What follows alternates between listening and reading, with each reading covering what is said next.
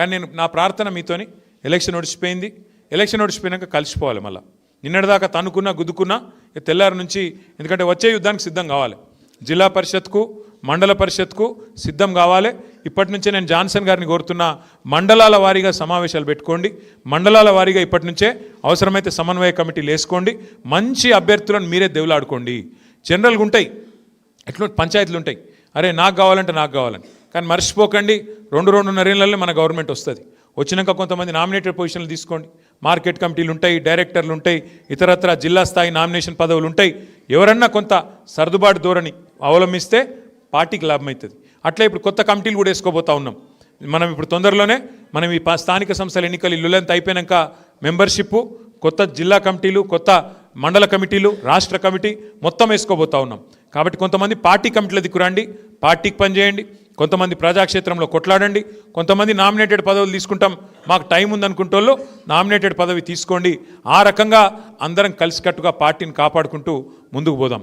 కానీ ఒకటి మాత్రం నేను పక్కగా చెప్తున్నా,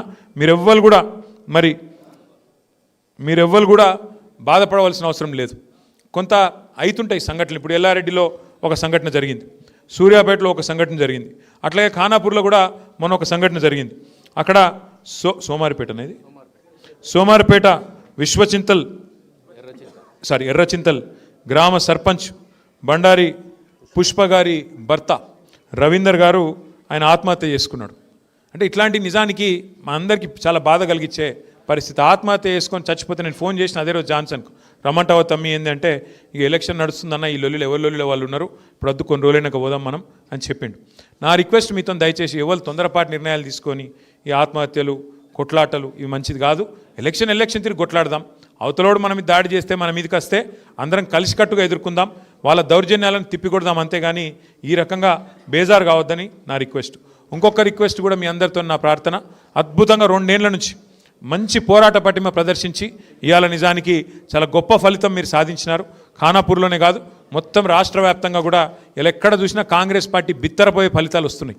వాళ్ళు పరిశాన్ అవుతున్నారు, అరే గిట్లా గులాబీ సేనలో గింత పోరాట పటిమ ఉందా, కేసీఆర్ దళంలో గింత కత్తున్నదా, అయిపోయిందనుకున్న పార్టీ మళ్ళొక్కసారి లేచి రుకులాడుతుంది కదా, గులాబీ జెండా గల్లీ గల్లీలు ఎగురుతుంది కదా అని కాంగ్రెస్ వాళ్ళు బీరిపోయే పరిస్థితి వచ్చింది.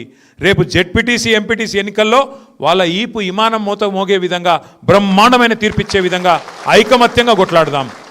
టికెట్ ఒకరికే వస్తుంది, కానీ ఎవరు నారాజు కావద్దు, నొచ్చుకోవద్దు, జర కలిసిమెలిసి పనిచేయాలని చెప్పి మిమ్మల్ని కోరుతూ ఇప్పుడు ఏం చేద్దామంటే దయచేసి అందరూ ఒక్కసారి వస్తే ఎవరికి ఫోటోలు రావు, ఎవరికి ఏం రావు. ముందు గెలిచిన సర్పంచులు, గౌరవ సర్పంచులు, ఒకవేళ లేడీస్ ఉంటే వాళ్ళ భార్యలు, అదే వాళ్ళ మన భర్తలు, లేడీస్ ఉంటే సర్పంచ్గా వారు ఇద్దరు రండి. మిగతా ఒకరి తర్వాత ఒకరు మండల్ బై మండల్ పిలుస్తాం. వాటిని దయచేసి వారిని సెపరేట్గా వారిని కలుద్దాము.